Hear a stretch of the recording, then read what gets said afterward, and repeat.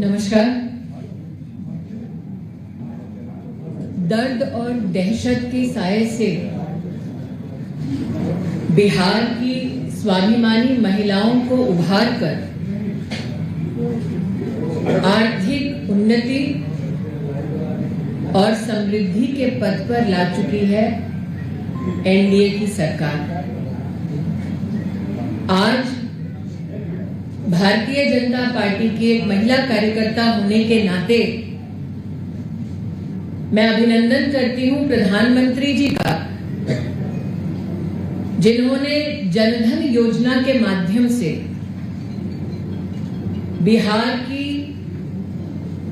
गरीब बहनों को देश की अर्थव्यवस्था और बैंकिंग और फाइनेंशियल इंस्टीट्यूशन से पहली बार जोड़ा। प्रधानमंत्री जी का संकल्प कि देश की तिजोरी से रुपया निकले तो सीधा गरीब के खाते तक पहुंचे, उस संकल्प को परिभाषित होते हुए स्वयं बिहार की बहनों ने देखा। आज जनधन योजना के माध्यम से 3 करोड़ से ज्यादा बहनें बिहार में लाभान्वित हैं। ये हमारा गौरव है।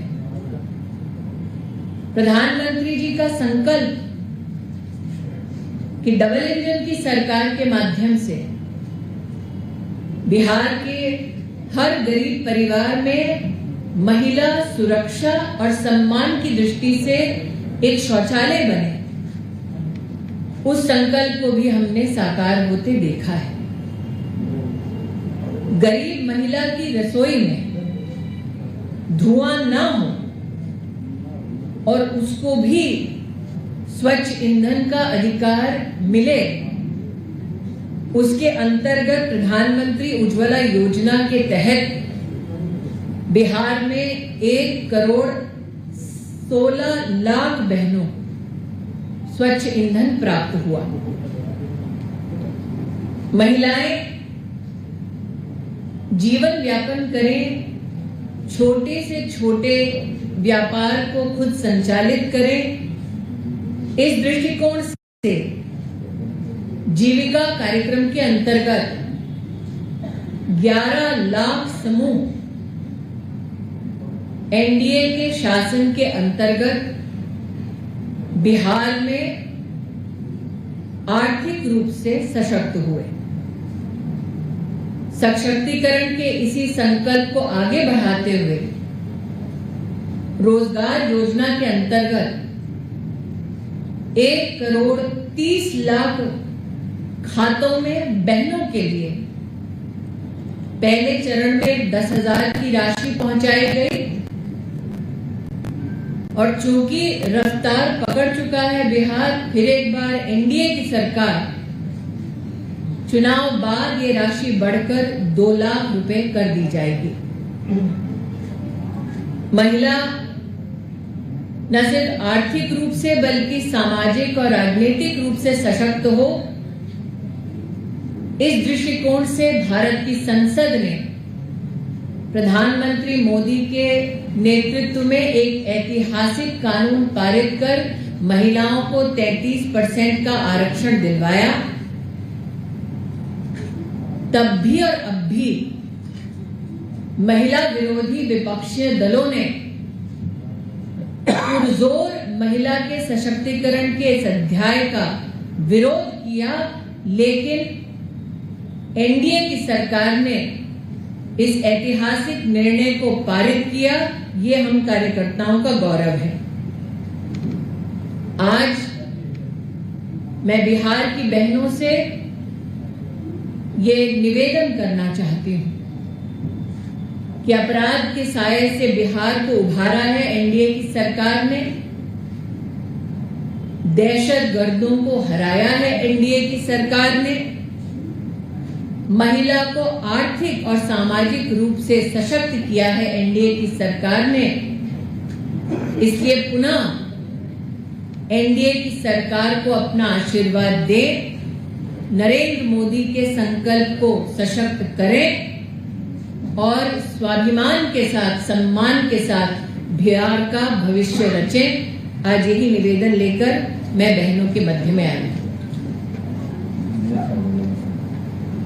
मेरे लिए इस निवेदन के साथ साथ पीड़ा का ये विषय निश्चित रूप से है कि एक तरफ एनडीए की सरकार महिला को आर्थिक रूप से सशक्त करने के लिए सीधा तिजोरी से पैसा महिला के खाते तक पहुंचा रही है और दूसरी ओर आरजेडी के नेता चुनाव आयोग को लिखित रूप से प्रस्ताव देते हैं कि महिला के आर्थिक सशक्तिकरण के इस प्रयास को रोका जाए और बिहार की महिला को इस आर्थिक सहयोग से वंचित किया जाए।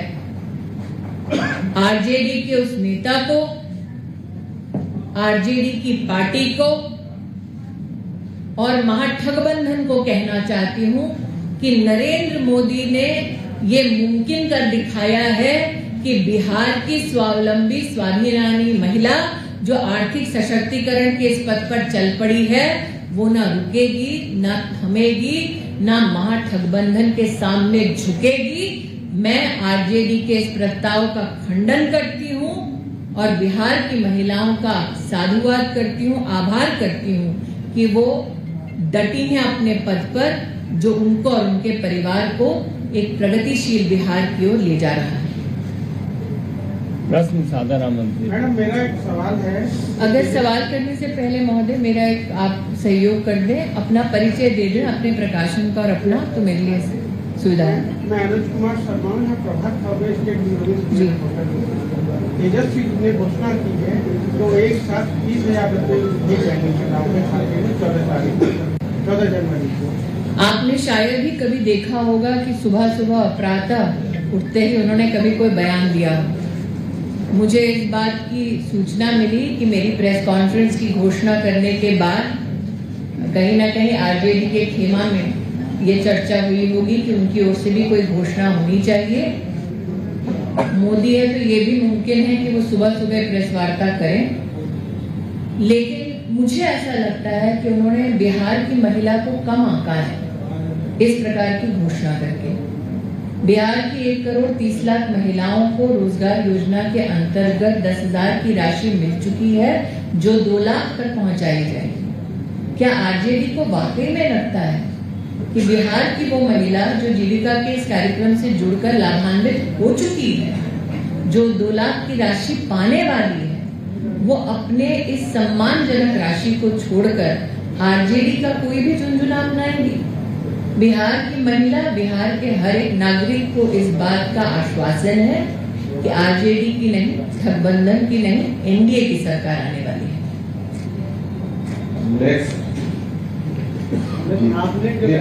परिचय जी मैं प्रदीप पांडे। आपने कहा कि प्रधानमंत्री जी ने धुआं रहित कर दिए गैस देकर के सभी महिलाओं को, लेकिन गैस की महंगाई करीब 900 रुपये तक चली गई। क्या इस पर कोई विचार होगा? मैं सब आज बिहार में जो आरजेडी नहीं कर पाई वो प्रधानमंत्री मोदी ने कर दिखाया। क्या आपने कभी भी बिहार के इतिहास में गरीब परिवार तक हर महीने मुफ्त का राशन पहुंचते देखा? क्या आपने कभी भी बिहार के इतिहास में गरीब किसान के पास 6,000 रुपया सीधा उसके बैंक के खाते में पहुंचता देखा? 76 लाख वो किसान इस बात की गवाही है कि मोदी है तो ये भी मुमकिन है। क्या आपने बिहार के इतिहास में कभी भी एक गरीब परिवार के लिए मकान बनाते हुए केंद्र की सरकार को देखा? क्या आपने बिहार के इतिहास में कभी भी महिलाओं के लिए अलग से शौचालय बनने के प्रयास को देखा और उसको फलीभूत होते देखा? तो आज चाहे बिजली की व्यवस्था हो, चाहे गरीब के लिए पक्का मकान हो, चाहे शौचालय हो, चाहे स्वच्छ पीने का पानी हो, यहाँ तक कि 32 लाख बिहार की वो बहनें जो गर्भावस्था में हैं, उनको भी मातृवंदना योजना के अंतर्गत बिहार में अगर कोई कैश ट्रांसफर हुआ है तो वो एनडीए और विशेषकर प्रधानमंत्री जी के नेतृत्व में ही हुआ है। तो न सिर्फ गैस का सिलेंडर गरीब को मुफ्त पहुंचाना, घर बनाना, टॉयलेट बनाना, बिजली देना और जीविका के माध्यम से 10,000 की राशि पहुंचाना जो 2 लाख तक हुई है, और किसान सम्मान निधि जो वर्तमान में 6,000 रुपए है, जो चुनाव बाद एनडीए की सरकार में बढ़कर 9,000 रुपए हो जाएगी, ये तभी संभव है जब जनता ने भाजपा ने एनडीए को चुना है। और मंदिरों के पुजारी आप अगर परिचय मंदिरों के पुजारी के लिए 90,000 उनकी तनख्वाह हो गई। अब न्यायालय के पुजारी यानी वकीलों के लिए क्या कुछ योजनाएं हैं? क्या एडवोकेट प्रोटेक्शन एक्ट में भी बात होगी? मैं इतना ही कहूंगी, आप सरकार बनने के बाद हर वर्ग, हर समुदाय के जितने भी प्रश्न हैं उनका समाधान निश्चित रूप से एनडीए के माध्यम से ही